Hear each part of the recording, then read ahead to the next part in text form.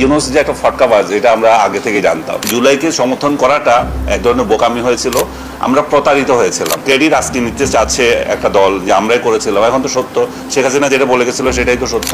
আমার জীবনে সবচেয়ে দুঃখজনক অধ্যায় হচ্ছে যে আমাকে রাজনীতিক ট্যাগ যেভাবে পারে দিচ্ছে। জেল থেকে বের হওয়ার পর আমি একটা প্রতিক্রিয়া পাচ্ছি, যেখানেই যাই সবাই খুব জড়িয়ে ধরে যে আপনার জন্য দোয়া করছিলাম। আমি রিয়েলি বিলিভ করে যে তারা দোয়া করছিল আমার জন্য, নতুবা যে প্যাসে পড়ছিলাম আমি এখান থেকে বের হওয়া কঠিন ছিল।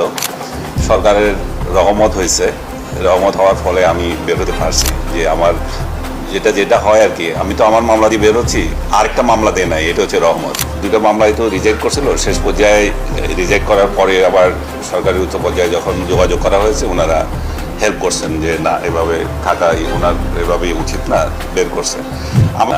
বাট আমারই হচ্ছে যে বিরোধী দলও ভালো করছে না। বিরোধী দল এমন আমাদের জাতীয় সম্পদগুলো কেন নষ্ট করছে, এর বিরুদ্ধে আমি লিখেছিলাম। সেটাকে আবার এখন এনসিপির পোলাপান এটাতে খুব মজা পায়, এটা শেয়ার করে যে আমি বিরোধী দলকে বলছি যে তারা এমন একজন নেতা তৈরি করতে পারে নাই যেটা শেখ হাসিনাকে মোকাবেলার জন্য। তার মানে আমি শেখ হাসিনাকে হাইলাইট করেছি তাদের দৃষ্টিভঙ্গি।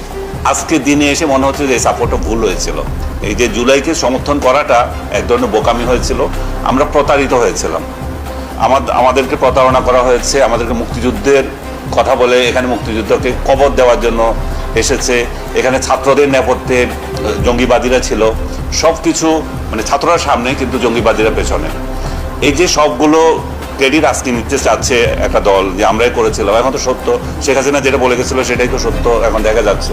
তো সব দিক থেকে এই প্রতারণার ফলে যখন ডক্টর ইউনুস আসলো, আমি খুব আশাবাদী হইনি। ইউনুস যখন প্রথমে আসে আশাবাদী হইনি, কারণ হচ্ছে ইউনুস যে একটা ফটকাবাজ এটা আমরা আগে থেকে জানতাম। যখন 1/11 আসলো, এই ফটকাবাজ রাজনীতি করার জন্য মাঠে নামলো।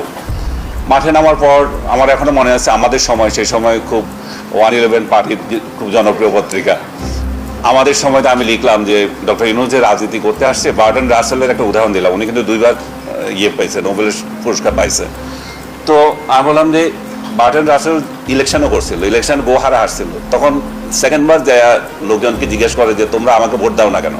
তো বলছে যে এটা তোমার কাজ না, এটা এই জন্য আমরা তোমাকে দিই না। তো ইউনুসকে ভদ্রভাষা আমি বললাম যে এখান থেকে তার বিদায় নেওয়া উচিত। এই ভণ্ড তখন বিদায় নিয়েছে সত্য, কিন্তু তার খায়েশ রয়ে গেছিল, এবং এই খায়েশ রয়ে যাওয়ার পর পরবর্তীতে এটা কিভাবে চলে যাবে সেই ওয়ে খুঁজছিল।